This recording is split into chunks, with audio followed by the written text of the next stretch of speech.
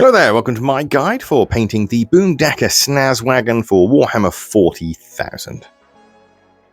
When I built mine, I built it in subsections. That way it's a lot easier to paint and get in all those nooks and crannies. For 3 parts, I've sprayed that with some matte black spray from Colourforge, and for the front plate, I've sprayed that with some sand green red, also from Colourforge. So the very first thing I've done is I've dry brushed the truck bed with some lead belcher. The dry brush is a very heavy dry brush, as I want to make sure I pick out all the details along the vehicle.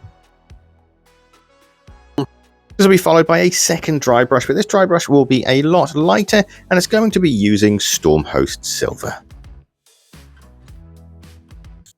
Any areas where I want the silver to be a lot richer, I've gone ahead and painted it on with some lead belcher. These are a couple of bits of the interior, but mostly for the wheel trims. I've gone ahead and used some Corvus Black to tidy up the wheels that have all these spikes in. It's a lot quicker to do it this way than it would be to paint all those individual spikes. I've then gone ahead and used that same Corvus Black, but this time I'm going to be dry brushing it onto the back wheels. Moving on to the red sections, I'm going to start with a base coat of Mephiston Red.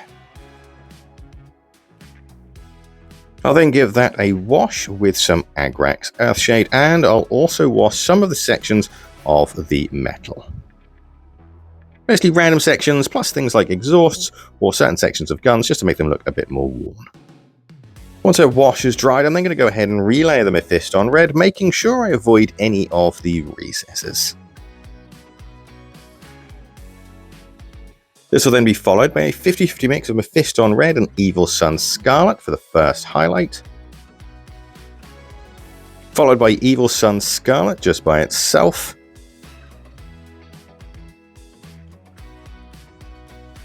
And then lastly, a 50-50 mix of Evil Sunz Scarlet and Wild Rider Red for an edge highlight.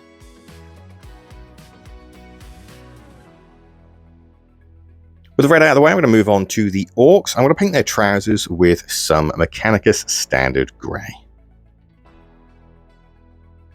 Any straps, buckles, or belts will be painted with some Catachan flesh. Then both the Mechanicus Standard Grey and the Catachan flesh will be washed with some Nuln Oil. And while that wash dries, I'm going to start working on any yellow sections. There's a little barrel at the back, and I'm going to paint that with some Avalan Sunset. That yellow will then be washed with some Reikland Flesh Shade. Once the wash on the Mechanicus Standard Grey has dried, I'm going to relayer the Mechanicus Standard Grey, making sure I avoid any of the recesses. I'll then give that a highlight with a 50-50 mix of Mechanicus Standard Grey and Admin Grey. For the first highlight on the Catachan Flesh, it'll be a 50-50 mix of Catachan Flesh and Knight's Quester Flesh. Then for the second, it'll be a simple edge highlight using Knight's Quester Flesh just by itself. Next, we're going to move over to the orc skin, and for that we're going to be using some auric flesh. You are painting a thin paint on to a quite dark colour, so this will take a few coats. Then we'll wash that skin with some Corellia green shade. While that dries, we'll go back to the barrels and any yellow sections. I'm going to relayer the Avalan Sunset, taking care to avoid any of the recesses. This will then be followed by a 50-50 mix of Avalan Sunset and Uriel Yellow. Once the wash on the skin has dried, we're going to relayer the auric flesh, taking care to avoid any of the recesses. We'll then give it a highlight with a 50-50 mix of auric flesh and matte white.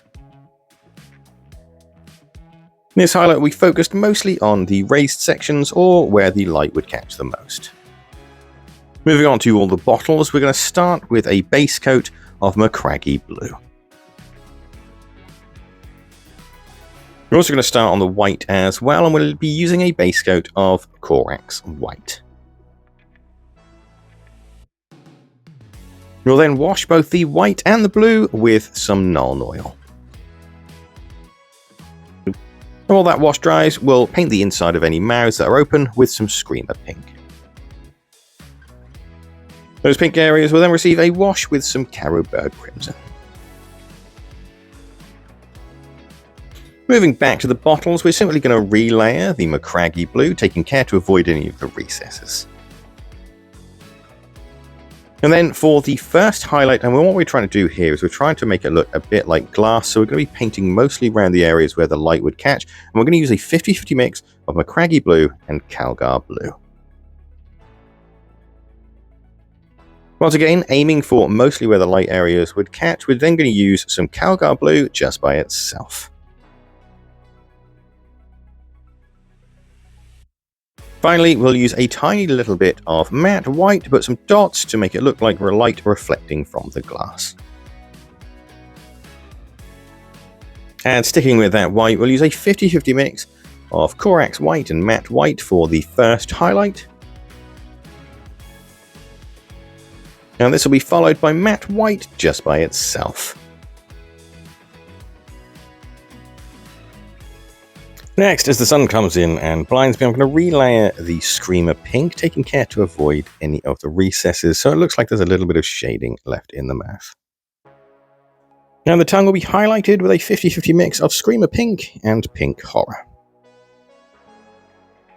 Then I'm going to paint the teeth with some Wraithbone. I'm then going to paint the gold with some Retributor armor. There's not really much, it's just mostly shell casings and a few details here and there. I'm also going to use some Hash Heart Copper just to paint a few bits of the metal, just to change things up slightly so not everything is a uniform silver.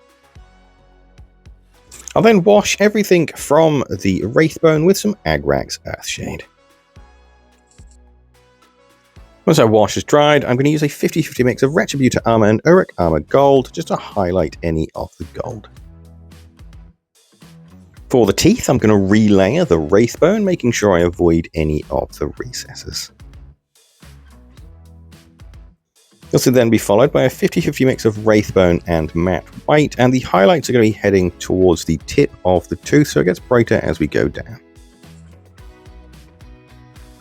Then, to highlight any Hash Heart Copper, I'm just going to use a 50-50 mix of Hash Heart Copper and Stormhost Silver.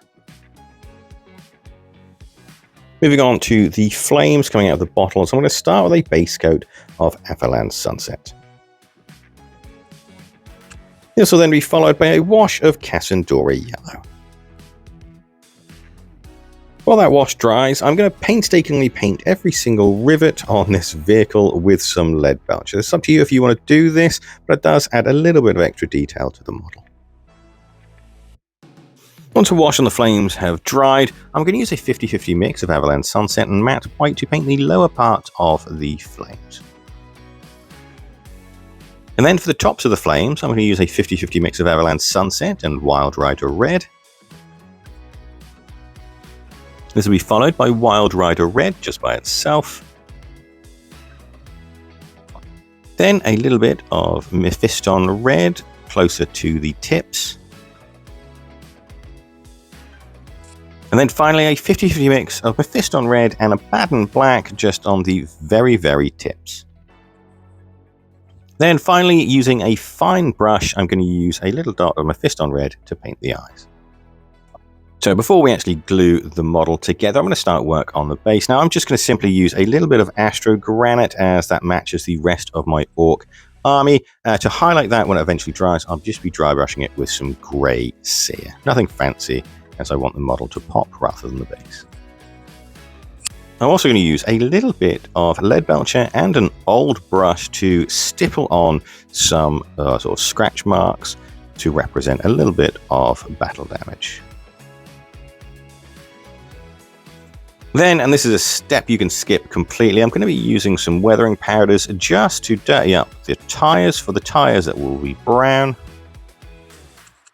whereas exhausts and things like that, I'm going to be using some black. After that, it's just a matter of gluing the model together. It's very simple and very easy to do, but as you can see, this is why we painted all those bits separately, as it'd be virtually impossible, and not virtually impossible, it would be impossible to get in all those nooks and crannies, and once the base has been sorted, we'll glue him to the base. I have to say, it's been an absolute blast painting this model. It's been one of my favourite models to paint this year, actually.